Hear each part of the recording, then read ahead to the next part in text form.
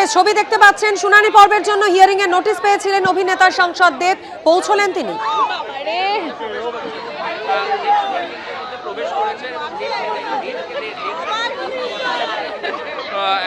SIR এর শুনানি পর্ব চলছে এবং সেই শুনানির জন্য নোটিশ পাঠানো হয়েছিল অভিনেতা তথা সাংসদ দেবকে।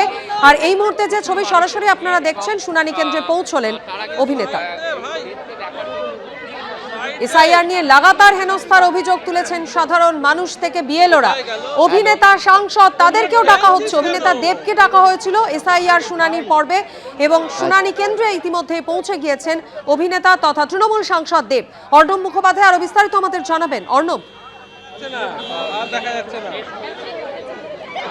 দেখো, কার্যনগর স্বর্ণময়ী বিদ্যাপীঠ, এখানে কিছুক্ষণ আগেই দেব ওরফে দীপক অধিকারী তিনি এখানে ঢুকলেন এবং তার আজকে হিয়ারিং রয়েছে। আমরা যেরকমটা জানতে পাচ্ছি যে এখানে শুধুমাত্র দেব নয়, তার বাবা গুরুপদ অধিকারী, তার মা মৌসুমী অধিকারী এবং বোন দীপালি অধিকারী, তাদেরও হিয়ারিংয়ে ডাকা হয়েছে। তবে এই মুহূর্তে আমরা যেটা দেখলাম যে আজকে কিন্তু দীপক অধিকারী ওরফে দেব তিনি এসছেন এবং দেব ভেতরে ঢুকেছেন এই মুহূর্তে। দেব আসার অনেক আগে থেকে আমরা যেটা দেখছিলাম যে স্থানীয় কাউন্সিলর মৌসুমী দাস 93 নম্বর ওয়ার্ডের, তার নেতৃত্বে এখানে উন্নয়নের পাঁচালী পড়া হচ্ছিল। যেখানে হিয়ারিং ডাকা হচ্ছে তার সামনে উন্নয়নের পাঁচালী রীতিমতো বক্স বাজিয়ে পড়া হচ্ছিল এবং তারপরেই দেবকে একটু আগেই এখানে ঢুকেছেন, ভেতরে প্রবেশ করেছেন।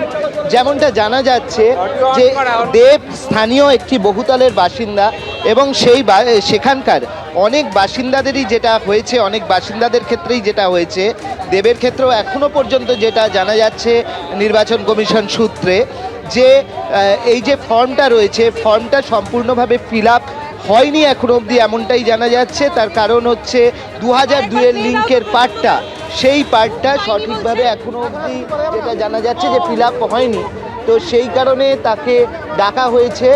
তবে পুরোটাই বিস্তারিত দেব বেরোলে সেটা জানা যাবে এবং তিনি এই মুহূর্তে হিয়ারিংয়ে ডাক পেয়েছেন এবং তিনি ভেতরে প্রবেশ করেছেন।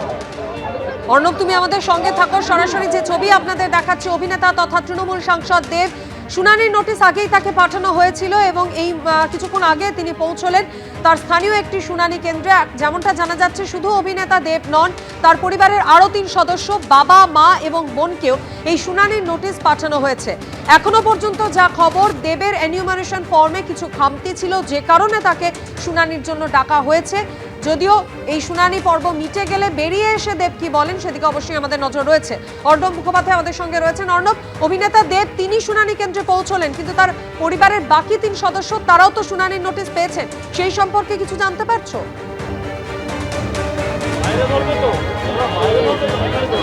এখনো অবধি যেটা জানা যাচ্ছে যে পরিবারের অন্যান্যরাও নোটিশ পেয়েছেন, কিন্তু তারা সম্ভবত পরে আসবেন, তারা আজকে আসছেন না এবং দেবই এসছেন।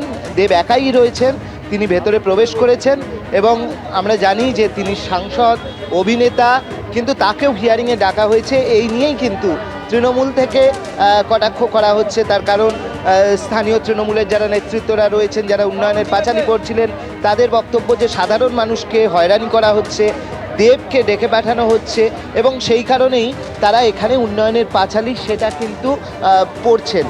তো এর মাঝখানেই স্বাভাবিকভাবে বুঝতে পারছো যে দেব এসছেন এবং তাকে দেখার জন্যও প্রচুর মানুষ ভিড় করেছেন এবং তার মাঝখানেই তিনি ঢুকেছেন হচ্ছেন এই কার্যনগর স্বর্ণময়ী বিদ্যাপীঠ, সেখানে ভেতরে প্রবেশ করেছেন হিয়ারিংয়ে অংশ নেওয়ার জন্য। তিনি আগেই জানিয়ে রেখেছিলেন, যেটা কমিশন মারফত যেটা জানা যাচ্ছে যে তিনি আগে জানিয়ে রেখেছিলেন যে নির্ধারিত সময়ে তিনি আসবেন এবং প্রায় নির্ধারিত সময়তেই তিনি কিছু প্রবেশ করেছেন ভিতরে এই হিয়ারিংয়ে অংশ নেওয়ার জন্য।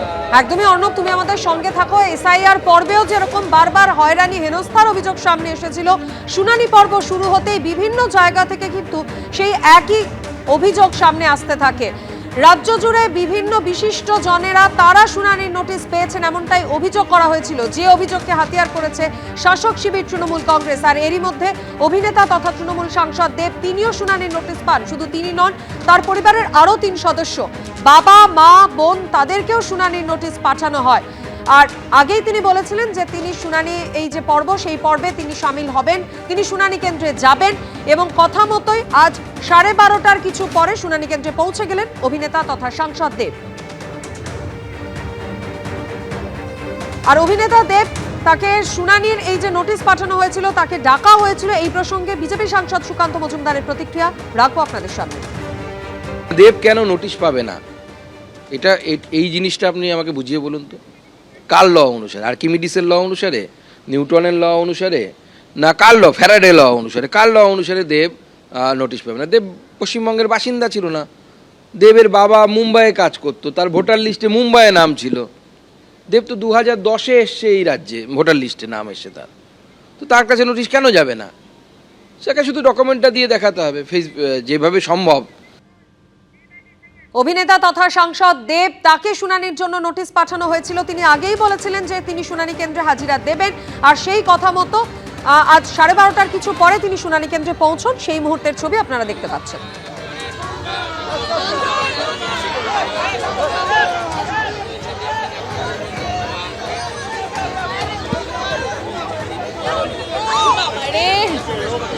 আর অভিনেতাকে দেখতে শুনানি কেন্দ্রের বাইরে ভিড় জমান প্রচুর সাধারণ মানুষ।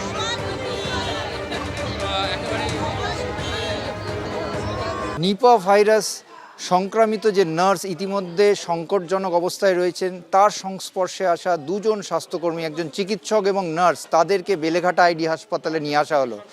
নার্সকে ইতিমধ্যে বেলেঘাটা আইডি হাসপাতালের আইবি ওয়ার্ডে ভর্তি করা হয়েছে আইসোলেশনে। অন্যদিকে আমরা দেখতে পাচ্ছি আরও একজন চিকিৎসক, যিনি ওই নিপা ভাইরাস আক্রান্ত নার্সের সংস্পর্শে এসেছিলেন, তাকে বেলেঘাটা আইডি হাসপাতালে নিয়ে আসা হয়। এমার্জেন্সিতে তাকে নিয়ে আসার পর তার শারীরিক অবস্থা যাচাই করা হয়। এমার্জেন্সির চিকিৎসকরা তাকে শারীরিক অবস্থা কেমন আছে সেটা দেখেন। দেখে এই মুহূর্তে আমরা দেখতে পাচ্ছি তাকে আইসোলেশন ওয়ার্ডে ভর্তি করার জন্য যে প্রক্রিয়া, সেই জায়গায় নিয়ে যাওয়া হচ্ছে, যাতে অন্যান্য রোগীদের সংস্পর্শে না এসে তাকে ভর্তি করা যায়। আমরা দেখতে পাচ্ছি একটি বিশেষ 102 অ্যাম্বুলেন্সে করে তাকে নিয়ে আসা হয়েছে।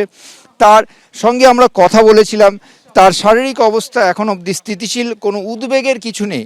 তবে যেহেতু তিনি এই যে নার্স যিনি নিপা ভাইরাস সংক্রামিত, তার সংস্পর্শে এসেছিলেন এবং তার শারীরিক অবস্থা সংকটজনক, এই চিকিৎসক এবং অন্য একজন নার্স যারা বর্ধমানে স্বাস্থ্য দপ্তরে কর্মরত, তাদেরকে এই যে আইসোলেশনে ভর্তি করার জন্য যে প্রক্রিয়া, সেই প্রক্রিয়াতে সুষ্ঠুভাবে করার জন্য তাদেরকে এখানে নিয়ে আসা হচ্ছে।